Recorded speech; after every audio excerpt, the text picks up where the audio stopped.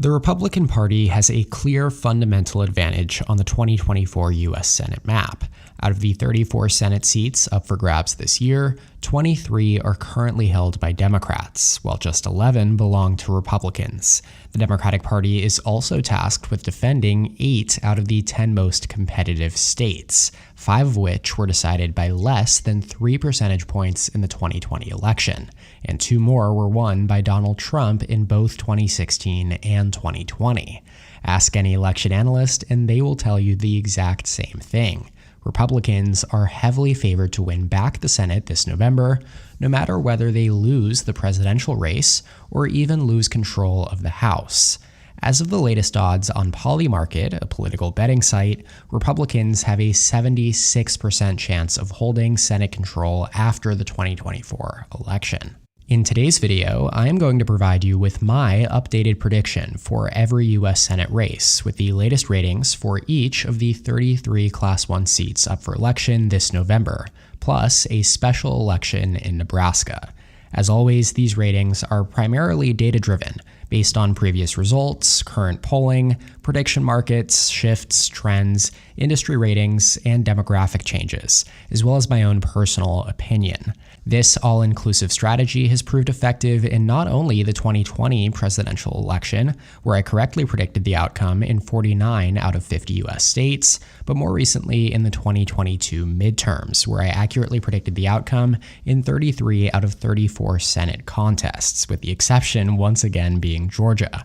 Luckily enough for me though, Georgia does not have a Senate seat up for election this cycle. Alrighty, let's begin with the solid blue states that the Democratic Party will not have to worry about losing.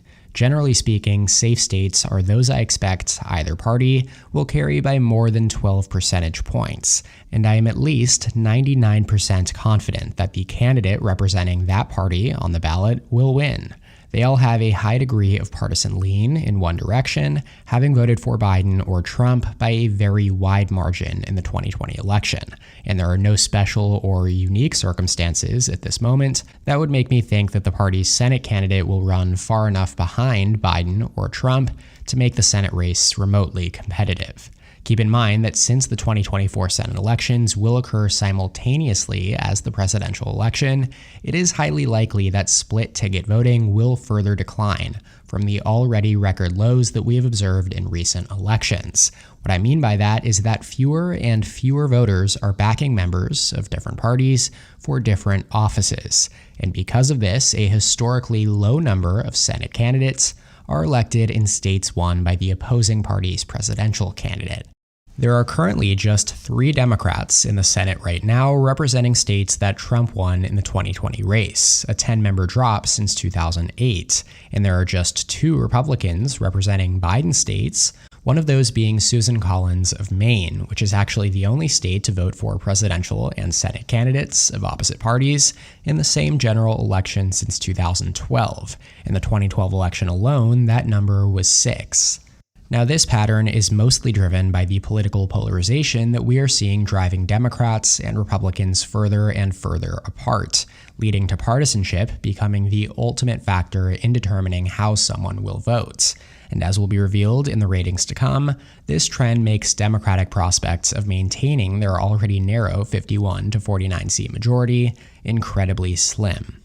With that said, let's get started with the safe Democrat states. Starting down the Pacific Coast, we have Washington, where 4-term Democrat Maria Cantwell is running for re-election. She was most recently re-elected in 2018 with 58% of the vote, and the state of Washington has not elected a Republican to the Senate since 1994 and voted for Joe Biden by 19 points in 2020.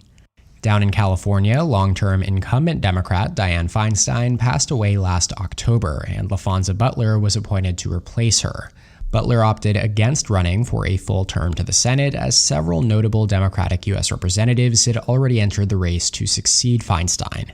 LA area Congressman Adam Schiff advanced to the general election via the nonpartisan primary that was held on Super Tuesday here, beating out Congresswomen Katie Porter and Barbara Lee. He'll face Republican Steve Garvey, a former LA Dodger, in what should be an easy win for Schiff. California went to Biden by 29 points in 2020, and it last elected a Republican senator in 1988. As for the Aloha State, Hawaii, incumbent Democrat Mazie Hirono is seeking a third term. She was reelected in 2018 with 71% of the votes, the largest share for a candidate in either party in that cycle. Each of these West Coast states will be solidly Democratic in both their presidential and Senate elections. Let's head over to New Mexico now, where two-term Democrat Martin Heinrich was reelected in 2018 with 54% of the vote in a three-candidate race. Heinrich is running for a third term just 4 years after Biden comfortably won the state by 11 points in the 2020 election. Given Republicans have found little success in New Mexico over the last few decades, they also don't really have any notable candidates to potentially threaten Heinrich here. The same can be said up in Minnesota, where three-term Democrat and 2020 presidential candidate Amy Klobuchar was reelected in 2018 with 60% of the vote. She is running for a fourth term and has won each of her previous Senate contests by more than 20 percentage points. Minnesota is a relatively competitive state in presidential elections, having voted for Hillary Clinton by just 1.5 points in 2016 and then Biden by 7 points in 2020. But Democrats can feel pretty comfortable about holding the seat with a popular incumbent like Klobuchar on the ballot. And then the Commonwealth of Virginia, like New Mexico, is another state in which Biden won by double digits, with a reasonably popular Democrat running for re-election.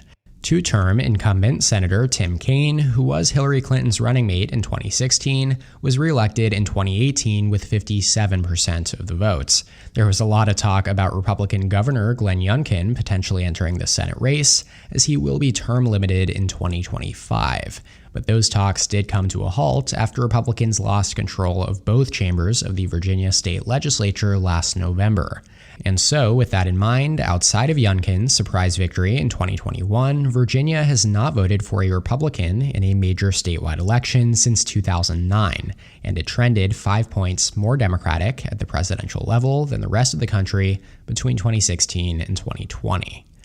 And moving on, the Democratic Party will pick up a swath of states up here in the Northeast, starting in New York, where incumbent Democrat Kirsten Gillibrand is running for a third full term. She was appointed to the Senate in January of 2009 after Hillary Clinton resigned to become Secretary of State under President Obama.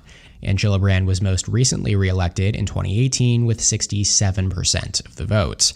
New York Republicans designated NYPD detective Mike Sapricone as their preferred candidate to challenge Gillibrand. About 85% of state Republican delegates threw their support behind him at the party's convention in February, though he will still need to win the primary in June. Regardless, whoever Republicans officially nominate will face an uphill battle in this Biden plus 23 state. In Vermont, three-term independent Bernie Sanders, who caucuses with the Democratic Party, has yet to officially announce whether he will indeed run for re-election. But either way, Vermont is the most Democratic state in the entire country, according to Cook's Partisan Voting Index. Just to the south, we have actually the second most Democratic state in the nation, Massachusetts, where another former presidential candidate, incumbent Democrat Elizabeth Warren, was reelected in 2018 with 61% of the votes. Warren is indeed running for re-election and will face no obstacles this November. Down in Rhode Island and Connecticut, both states have three-term incumbents running for re-election, Sheldon Whitehouse in Rhode Island and Chris Murphy in Connecticut. They were both reelected in 2018 by greater than 20-point margins. And closing out the safely Democratic states in New England, we have the state of Maine, where two-term incumbent Angus King is an independent who caucuses with Democrats in the Senate, just like Bernie Sanders, and he is running for a third term, despite previously hinting that he may retire. King consistently ranks among the most popular politicians in the entire country, and has defeated a Democrat and Republican in each of his previous contests here in Maine. And chugging right along down to the Mid-Atlantic region in New Jersey, there were some strange uncertainties surrounding this race regarding incumbent Democrat Bob Menendez, who was indicted for federal corruption charges and was flip-flopping back and forth on whether he would run for re-election, despite calls from basically every national Democrat not to. He did announce last month that he would not run, though apparently he's teasing a run as an independent. Who knows? The other strange thing was the candidacy of New Jersey First Lady Tammy Murphy, who who, despite trailing Congressman Andy Kim in Democratic primary polling, was consistently racking up major endorsements in many heavily populated counties. And there were some strange things going on with ballots, I guess, too. I'm not exactly sure. She did announce her withdrawal, though, just over 2 weeks ago, citing poor polling, paving the way for Kim to cruise to the nomination and through the general, where he will be heavily favored over whoever Republicans end up nominating in June, as New Jersey is a reliably Democratic state, especially in a presidential year. Finally, we have Delaware, where incumbent Democrat Tom Carper is retiring instead of running for a 5th term. But unlike Delaware's neighbor to the east, Maryland, which we'll get to later on, Democrats do not have a notable Republican candidate to fear here in Joe Biden's home state. It has not elected a Republican senator since the 90s, and that is unlikely to change here in 2024, as Delaware's lone congressperson, Lisa Blunt Rochester, should cruise to succeed Carper this November. So with those 14 Democratic holds on the board now, the Democratic total has been lifted all the way up to 42 seats now on this 2024 Senate map. This is 8 seats short of the minimum required to maintain the party's majority, assuming President Biden is reelected and Vice President Kamala Harris retains the tie-breaking vote. However, if Biden loses to Trump, the Democrats would need to secure 51 seats to ensure a majority, leaving no margin for error. It's also important to note that their current tally of 42 seats is only 4 seats higher than what the Republican Party starts this cycle with. And with that in mind, let's now take a look at all of these safe Republican states, starting in Utah. One-term Senator Mitt Romney has declined to seek a second term. He was likely to face serious Republican primary competition if he did run, after he voted to impeach former President Donald Trump twice. No Democrat has served in the Senate from Utah since 1977, so whoever does end up winning the Republican primary should have no problem this November. Congressman John Curtis is the favorite right now. In Wyoming and Nebraska, 2-term Republicans John Barrasso and Deb Fischer were reelected in 2018 by significant margins, and both are running for a 3rd term in 2 strong Trump states. In Nebraska's special election, which will run simultaneously as the regular one, Pete Ricketts will be running as an unelected incumbent. Ricketts was appointed to replace Ben Sasse, and he is unlikely to face real competition in the primary, or the general election for that matter, as Nebraska voted for Trump by 19 points in 2020 and has not elected a Democratic senator since 2006. Moving on, North Dakota and Missouri both feature 1-term incumbents, Kevin Cramer and Josh Hawley, who both unseated Democratic senators in 2018. Cramer defeated Heidi Heitkamp by an 11-point margin, and Hawley defeated Claire McCaskill by 6 points. Both will likely win by much wider margins, running as incumbents now, and in a presidential year, as North Dakota and Missouri are reliable Republican states. Then in Mississippi and Tennessee, 2-term Senator Roger Wicker and 1-term Senator Marsha Blackburn are both running for re-election in states that have not elected Democrats to the Senate since the 80s. And again, Mississippi and Tennessee are reliable Republican states here at the presidential level in the South. Up in the Midwest, in the state of Indiana, 1-term Republican Senator Mike Braun is running for governor instead, and Congressman Jim Banks has already received the endorsements of former President Trump and Senate Majority Leader Mitch McConnell. He doesn't have any notable competition in the primary right now, but even if he did, those endorsements would mean that he is very likely to proceed to the general election, where he will be heavily favored over his Democratic opponent. Trump won Indiana by 16 points in 2020, and Braun flipped this seat from blue to red by 6 points in 2018, which was a strong year for Democrats across the country. Finally, in West Virginia, incumbent Democratic Senator Joe Manchin announced that he would not seek re-election to a second term, all but securing this seat as a GOP flip. Sitting Governor Jim Justice had already entered the race on the Republican side to challenge Manchin prior to his withdrawal, and like Banks in Indiana, has since received the endorsement of both Trump and McConnell. Congressman Alex Mooney is still challenging Justice for the nomination and has received the backing of Senators Ted Cruz and Rand Paul, as well as Congressman Jim Jordan, but Justice has held a commanding lead in every primary poll. So that leaves us with just 10 states now not yet assigned a rating. These are the 10 most competitive Senate races in the 2024 cycle, though many of them still have a pretty significant degree of lean toward one party or the other. Taking a look at the seat counts in the race to 51, Republicans are already just 2 seats shy of that minimum number, 50, and 3 shy of 51. As I mentioned at the start of the video, Democrats are faced with the difficult task of defending 8 of the remaining 10 seats on this map, including 2 seats in the Trump-won states of Montana and Ohio, and 5 others in states that Joe Biden won by less than 3 percentage points in 2020: Nevada, Arizona, Wisconsin, Michigan, and Pennsylvania. The only 2 states here that are being defended by Republican senators are in Florida and Texas. With all of these factors in mind, there is a scenario in which Republicans could realistically reach up to 57 seats in a very favorable environment for them. That being said, current polling data suggests that the 2024 presidential race will be very competitive, and we are unlikely to see a true wave in either direction.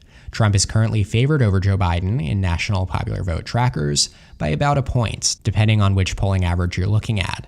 And even just fundamentally speaking, since the 2020 race was so close, we can also reasonably expect that the 2024 race, featuring the same 2 candidates, to also be decided by a narrow margin. Let's now take a look, though, at the remaining races that lean strongly toward one party. The following likely states are those where one candidate is generally heavily favored, but where an upset may be possible. On the Democratic side, the lone state that I feel good about placing in this category is Maryland. Generally speaking, the state of Maryland is one of the bluest in the country. It voted for Joe Biden by 33 percentage points in 2020, his 3rd best performance in the nation, and it has not elected a Republican to the United States Senate in over 40 years. So obviously, the fact that it is labeled as a likely state means there must be a special circumstance, and that is that the 3-term Democratic Senator Ben Cardin is retiring, and former Republican Governor Larry Hogan unexpectedly filed to run for Senate in February.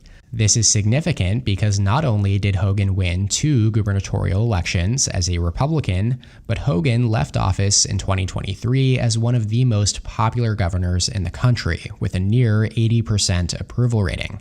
That's practically unheard of in today's environment, and a big reason why his entry into the race has been a significant cause for concern among national Democrats. And despite his generally moderate policy views and anti-Trump rhetoric, Hogan is only facing token opposition in the Republican primary, since he does provide Republicans with a very rare opportunity to contest what should be a safe Democratic seat in Maryland. Hogan has led in several hypothetical polls against the 2 frontrunners for the Democratic nomination, Congressman David Trone and Prince George's County Executive Angela Alsobrooks, but still faces near impossible odds in a state that Trump will probably lose by around 30 points. For Hogan to overperform Trump by that much and win, it would be probably the most insane thing I have ever seen in politics, and that is saying something. A loss by single digits would be impressive enough. On the Republican side, we can also comfortably label Texas and Florida as likely Republican. Former governor and incumbent 1-term Republican Senator Rick Scott was narrowly elected in Florida in 2018 by a little more than 1,000 votes out of more than 9 million cast across the state. He should win by a much more comfortable margin this November, just 2 years after the Florida GOP saw landslide victories in both the gubernatorial and U.S. Senate elections in 2022. Incumbents Governor Ron DeSantis and Senator Marco Rubio won by 19 and 16 points, respectively, after Florida voted 7.8 points to the right of the nation as a whole in 2020, the furthest it had voted from the nation in a presidential race since 1988. Over in Texas, 2-term Republican incumbent Ted Cruz is running for re-election and is unlikely to face as strong opposition as he did in 2018 when he defeated Democratic nominee Beto O'Rourke by just 2.5 points. Democratic Congressman Colin Allred won the Democratic nomination this time around. But despite the Democratic Party's ramped-up efforts to turn Texas blue, Trump still won the state in 2020 by 5.5 points, and is favored to win by a few points again in 2024. Also, keep in mind that no Democrat has won a general election for statewide office in Texas since Bob Bullock was reelected as lieutenant governor in 1994. Now, those two states give Republicans exactly 50 seats, which again would be enough for the party to take control of the Senate if they also take back the White House. Just 7 states remain not yet rated now, and they are all currently held by the Democratic Party: Montana, Nevada, Arizona, Wisconsin, Michigan, Ohio, and Pennsylvania. Even if Biden and Harris hold the White House, it would take a miracle for the party to keep all 7 of these seats in their caucus. We'll start in Montana, the reddest state remaining up and down the ballot. At the presidential level, it has not voted for a Democrat since Bill Clinton in 1996, with Republicans securing the last 3 presidential races here by double digits, most recently a 15-point Trump win in 2020. That said, 3-term incumbent Democrat Jon Tester is running to serve a 4th, and he is one of the most popular senators in the country. But with it being a presidential year and split ticket voting on the decline, and Tester having won each of his previous Senate races by less than 5 points, you can see why this is a prime pickup opportunity for the Republican Party. Retired Navy SEAL turned businessman Tim Sheehy launched his campaign for the Republican nomination last June and has been endorsed by Trump, as well as all 4 of Montana's most prominent Republican politicians: Governor Greg Gianforte, Senator Steve Daines, and Congressman Ryan Zinke and Matt Rosendale. The latter actually initially tried to challenge Sheehy for the nomination for just about 48 hours until there was enough pressure from national Republicans, including Trump, to force him to drop out and thereby clear the way for Sheehy's nomination. Rosendale was the Republican nominee in 2018, whom Tester defeated by 3.5 points, and Sheehy is widely considered to be the stronger Republican opponent. As of recording this video on April 10th, Tester leads Sheehy by just 0.2 of a percentage point, based on the 6 polls surveying the race thus far, according to DDHQ and The Hill. Tester is polling in an average of 46.1% to Sheehy's 45.9% in what is currently the tightest Senate contest in terms of polling. Tester had led by almost 6 points throughout most of February and March, until this latest poll from JL Partners had Sheehy leading by 3 points. Now, part of Tester's advantage in these early polls may have been Sheehy's lower name recognition, which will become less of a factor over time, as Sheehy is going to receive a lot of money from the Republican National Committee over the next 6 months to make himself known across the state of Montana. And assuming that Trump does win Montana by a margin of around 15 points again in 2024, Tester will need to convince a lot of Republican voters not to just simply check Sheehy's box, which will be directly beneath Trump's, on the ballot. It's not an impossible task. In fact, Tester outperformed Barack Obama by 18 points in 2012, but it is becoming harder and harder to do with every election that passes. At this exact moment in time, I have this race tilting towards Sheehy and the Republican Party, because I think it would take a very good national environment for Democrats, and at this point it just doesn't seem like Biden is going to deliver the party that resounding victory to help pull Tester over the finish line. I think a 1 to 3 point Sheehy victory is probably the most likely scenario right now. Moving down to Nevada, reasonably well-liked incumbent Democrat Jackie Rosen is running for a second term. She was first elected by 5 points in 2018, unseating then-incumbent Republican Senator Dean Heller. A typical swing state, Joe Biden carried Nevada by 2.4% in 2020, the same margin as Hillary Clinton in 2016, even though the national environment became more Democratic. Democrats currently control both U.S. Senate seats in Nevada and all but 1 seat in its congressional delegation, while Republicans flipped the governorship in 2022.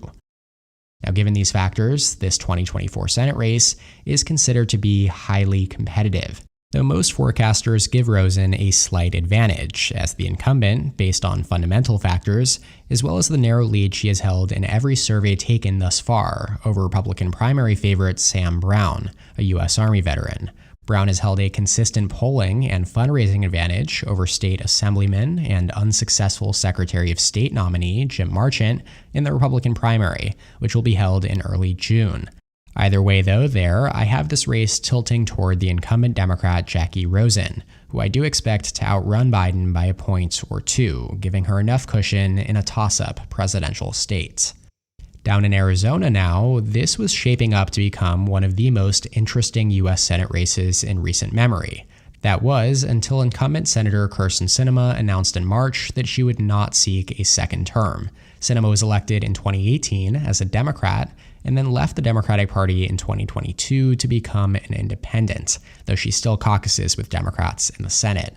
She had initially filed to run for re-election as an independent, setting up what would have been a three-way contest between her, Democratic Congressman Ruben Gallego, and 2022 Republican gubernatorial nominee Kari Lake. Now it appears that Gallego and Lake will face off head-to-head, with Gallego currently leading Lake by an average of 5.9%, based on 17 polls included in the Decision Desk HQ/The Hill average.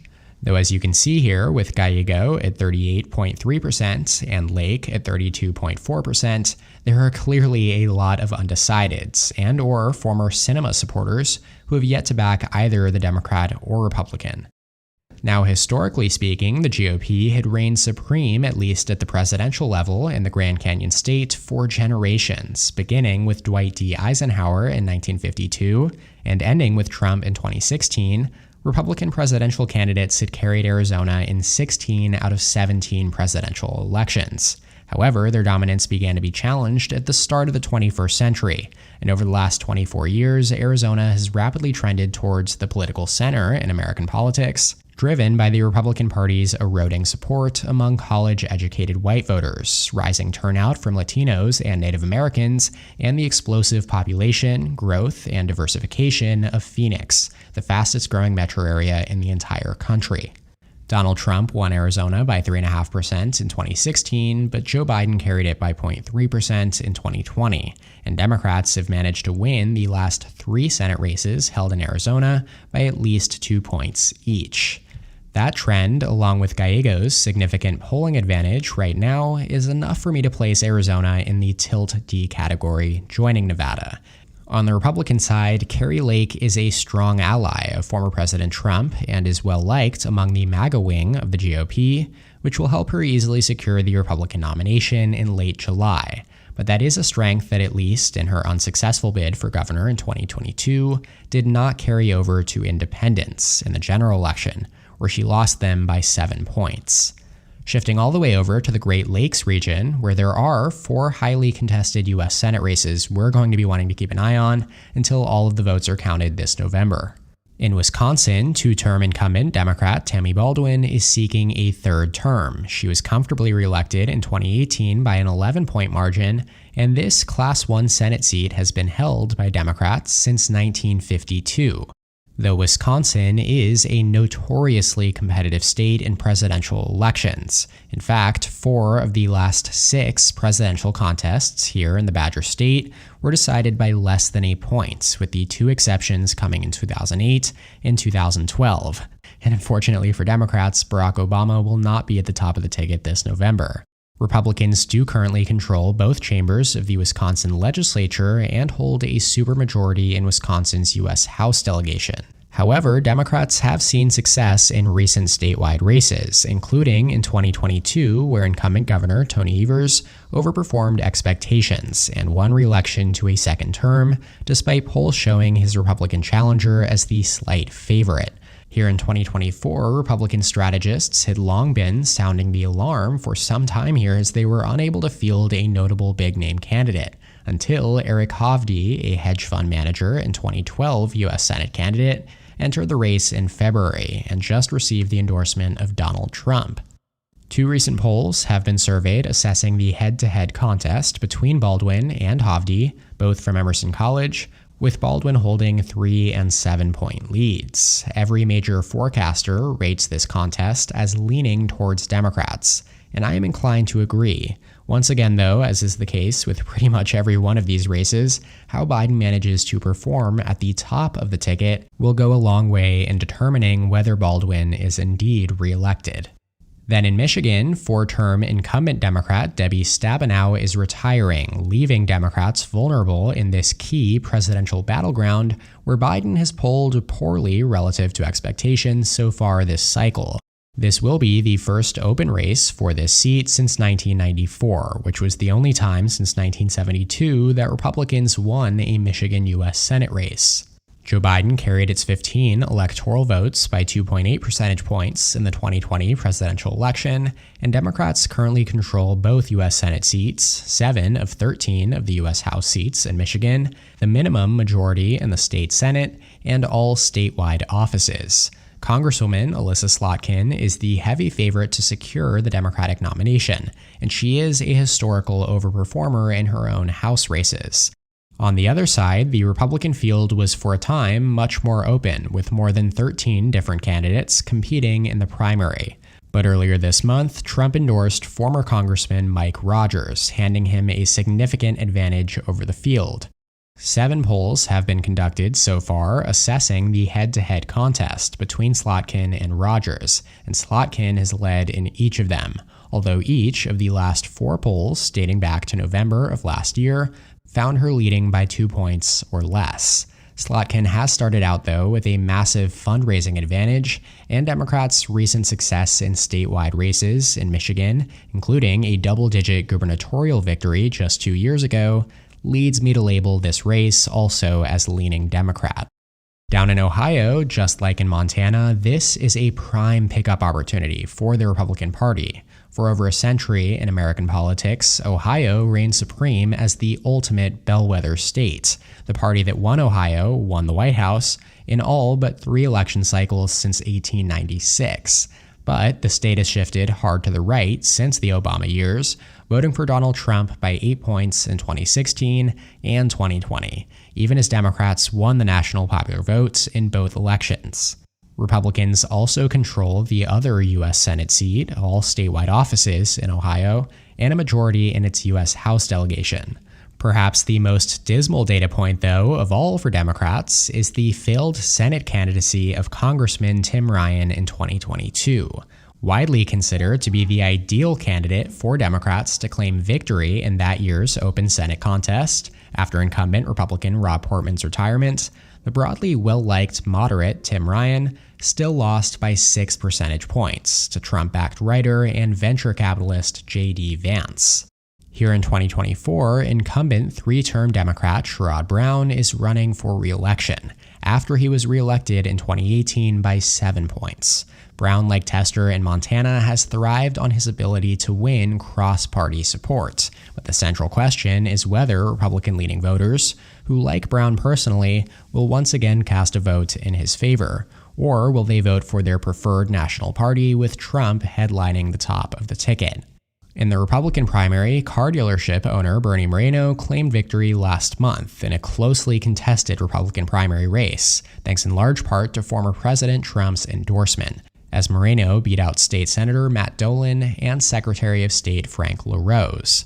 Moreno was generally considered by most analysts as Republicans' weakest general election candidate of the 3, and he has trailed Brown in every head-to-head poll. He trails by an average of 6.7% based on a 17-poll average from DDHQ and The Hill. It should be noted, though, that polling in Ohio has consistently underestimated Republicans in major statewide contests since 2016. Trump overperformed 538's averages by 6 points in 2016 and 8 points in 2020. And Tim Ryan had led J.D. Vance in most polls throughout the 2022 midterm cycle before his loss as well. Ultimately, this race, just like in Montana, will come down to just how much Brown can outrun Biden, who will likely lose the state to Trump by around 8 to 10 points. These days, I tend to be on the more skeptical side of candidates' split-ticket capabilities, and that is why I also have Ohio tilting toward Moreno and the Republican Party right now. That leaves Pennsylvania as the final state. Incumbent Democratic Senator Bob Casey Jr. is a powerhouse, having won 6 consecutive statewide elections in the Keystone State, dating back to 1996, when he was first elected state auditor. Casey was elected to the U.S. Senate in 2006, defeating then-incumbent Republican Senator Rick Santorum by 18%, the largest ever margin for a Democratic Senate nominee in Pennsylvania's history. He was then re-elected by 9% in 2012 and again in 2018 by 13%. The 2012 election, which happens to be the last time that he ran during a presidential election year, stands as the only statewide election that Casey has not won by a double-digit margin. And so, although the last two presidential elections in Pennsylvania have been decided by very narrow margins, Casey is expected to run several points ahead of the Democratic presidential candidate, and that bodes well for his chances here in 2024, as the state is expected to be decided by a similarly narrow margin once more. Biden currently leads Trump by an average of 0.6% based on 35 polls in DDHQ's average. On the Republican side, the GOP has cleared the field for businessman David McCormick to cruise to the Republican nomination. McCormick lost to Trump-endorsed Dr. Oz in the 2022 Senate primary by less than 1,000 votes out of more than 1 million cast. The primary went to a recount where Oz's lead held firm, and then the celebrity doctor went on to lose to Democratic nominee John Fetterman in the general election by a margin of nearly 5 percentage points, which was a massive underperformance for Republicans given that Oz held a narrow lead in polling averages headed into election night. It marked the first time Democrats would hold both of Pennsylvania's Senate seats since 1947. Now in 2024, Bob Casey leads by 5.2% based on an average of 14 polls in DDHQ and the Hills average, closer than you would expect given Casey's past performances, which may be due to McCormick's more electable profile, relatively speaking. Still though, off the back of Casey's dominance in past elections, and the fact that Pennsylvania is Biden's best state in terms of battleground polling right now, the Keystone State will join Michigan and Wisconsin as lean Democrat. So that'll do it for this rating update for the 2024 U.S. Senate contests. The Republican Party is currently projected to take control of the Senate with 52 seats to the Democratic Party's 48, flipping Montana, Ohio, and West Virginia into their column. You can feel free to comment your thoughts and feelings about this map in the comment section below. I appreciate all positive or negative comments. Also, make sure to let me know down there what other 2024 related videos you would like to see in the future. Shout out to my channel members on screen here. Thank you so much for your support. If you would like to become a member, go ahead and click the join button below this video to receive exclusive perks. Make sure to subscribe to my channel down below, and please leave a like on the video if you enjoyed it. You can check out more content from my channel here, and as always, thank you so much for watching. I'll see you next time. EP out.